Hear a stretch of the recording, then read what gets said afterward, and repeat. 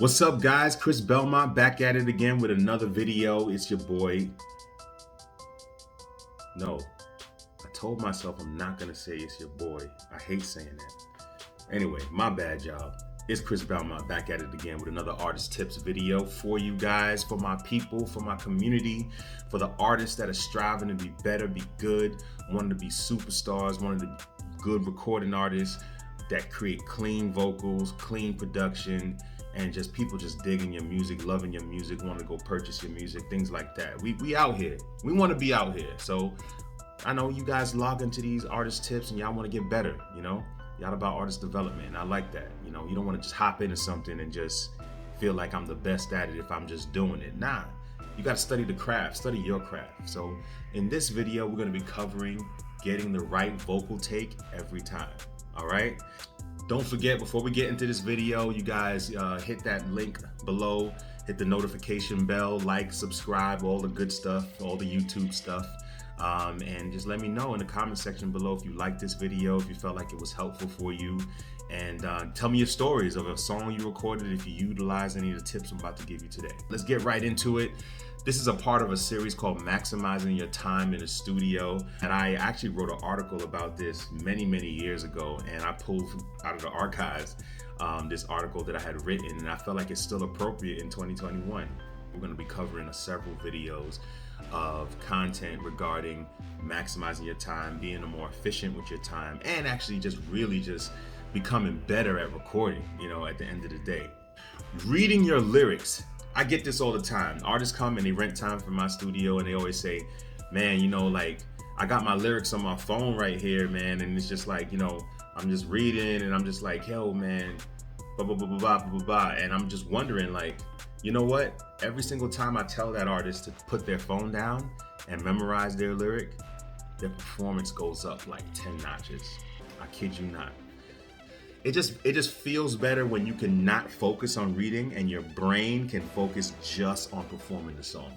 Reading takes up brain power, it takes up brain capacity, conscious capacity, and you want to keep that brain capacity focused on your delivery and your execution, all right? Writing in the studio. Now, I understand a lot of you guys like the vibe, you like to come to the studio session with like a framework, you have a beat, you have an idea of how you want the song to go, but you didn't write anything. So that's cool, okay? So memorizing in that case will take on a different form. Instead of memorizing the full song because you're writing it in the studio, what I would do is try to write in the booth or write, you know, you write your lyrics on your phone or write it on a piece of paper when you get in the booth, or if you're already in the booth, do small punches, okay? And that's gonna take us into our next section. Go small sections. You could memorize 4 bars at a time. If you just wrote it, memorize it, perform it, the takes will come out golden if it's like that. It just causes for too much brain power to be exhausted on things that actually don't make it onto the record, all right? So let's try to memorize our lyrics. Let's try to get that right, and then the vocal takes will be so much better. I promise you it'll be better. Moving on to our next topic is punching in versus the one-take hold method. Now, before I talk about this topic, you may like ask me, like, what's the one-take hold? What does hold even mean? But if you guys know already, Jay-Z, one of my favorite rappers of all time, Jehovah, Jay-Z, whatever you want to call him, people know he became famous, especially on the Black Album when he had that documentary about him doing one takes. Like, he would write in the booth and he would literally just lay the song down in one take. He'd be over in the corner mumbling like lyrics, and then he'd just hop in the booth and then kill it on one take. Kind of like this S on my chest. Anyway, I promise you I didn't wear this shirt and have, and I didn't do that. Like, that just happened. That just happened. Those of you that know me, I'm a big Superman fan. But anyway, moving on. The way this works basically is this. Punching is a good way to focus on your delivery in small sections, okay? It's not for everybody, but for the people that like to punch in, you want to focus on delivering your lines in smaller sections. In small sections, you can focus on your delivery, you can focus on your cadence, your flow, if you're singing, your pitch, your harmony, and even if you're rapping or doing poetry, your pitch is important as well. This way you don't have to memorize a huge portion of it, because you may be like, dag, you know, Chris Belmont's telling me to memorize so I can perform well. Well, you could be like, okay, I'll memorize 4 bars at a time, or 2 bars at a time, or even a few words at a time, however you want to do it. But the important part is with your engineer to make sure, if you have an engineer or if you're recording yourself, please make sure that you have an overall sound that you want for the verse or the hook or whatever it is you're recording, that you want to hit a certain energy. Because when you punch in too much, the pitfall of that is that the energy can waver and it can sound different. That's why it's important. I mean, for all my people out there that record themselves, listen, I'm all for you. But I believe it's better to record with an engineer so you can have that other mind that's focused on one thing and you're focused on something else. Engineers focused on your performance and focused on capturing your vocals. You're focused on your delivery and you're focused on your execution, okay? And both of you guys are focused on some of the same things. So the other part of it is consider like loop recording. Now, if you guys don't know what loop recording is, loop recording basically, I do it in Pro Tools actually. It's a great tool. It's a way for us to actually just hit the record button, set a parameter, and then just allow it to keep recording you on that same section. What happens is if you leave it for 10 takes, every take will be saved in the clip folder or saved in the take track section. So it'll be one track, and then in that section will be all the different takes, and you can go and comp them later on. And that leads me into the next section is comping versus getting the vocal right every time, okay? Now, getting the vocal right and then moving on is something that people like to do, and I don't like doing that. I like to comp and like to let the artist just kind of like record, because there's something lost when you sort of like focus on one section for too much. You kind of lose the overall picture of how you want your song to sound. When you focus on one section at a time, sometimes, especially if you're doing the take over a lot and you're not getting it right, sometimes you lose the fact that this take is a piece of a whole. It's not going to be listened to when somebody hears the song just as one take. It's going to be listened to as a part of a whole. So what I like to do is take the whole thing and allow the artist to just record, whether it's the 4-bar section, the 8-bar section, the 12-bar, 16-bar section, and just whatever section that they're comfortable with, whether they have memorized really well, they feel confident with. I let them record that in like 5, 6, several loop takes, right? And this way I can click the record button and let it rock and then let them just keep going. The mind loves repetition, right?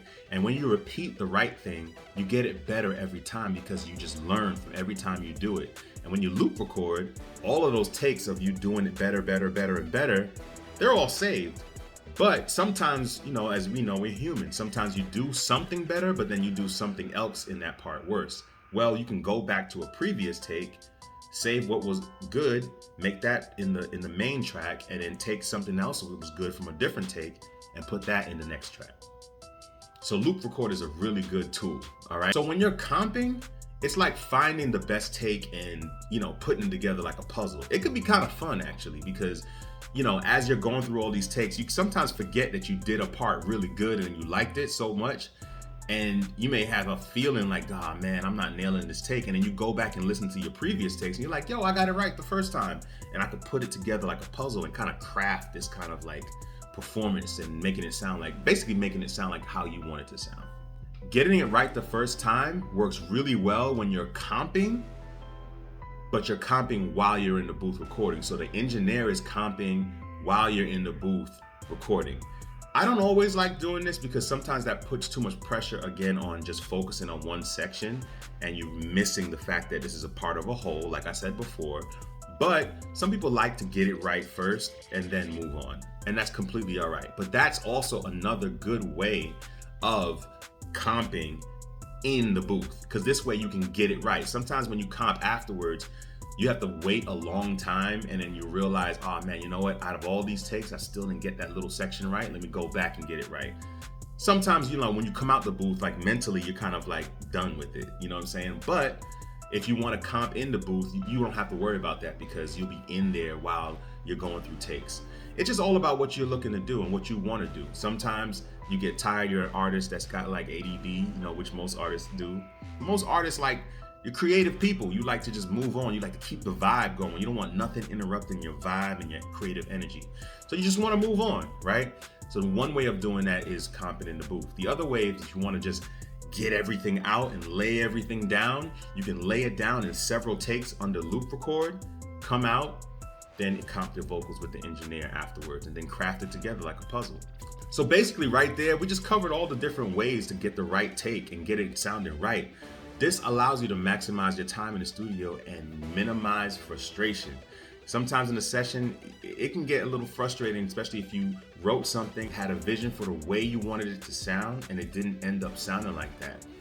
All right? And it minimizes frustration. And we all know we like minimizing frustration in the studio. We want to make sure we're as creative as possible and we're giving all that creative energy and putting it into the music, all right? So guys, if you like this video about getting the right take, please hit me up down below.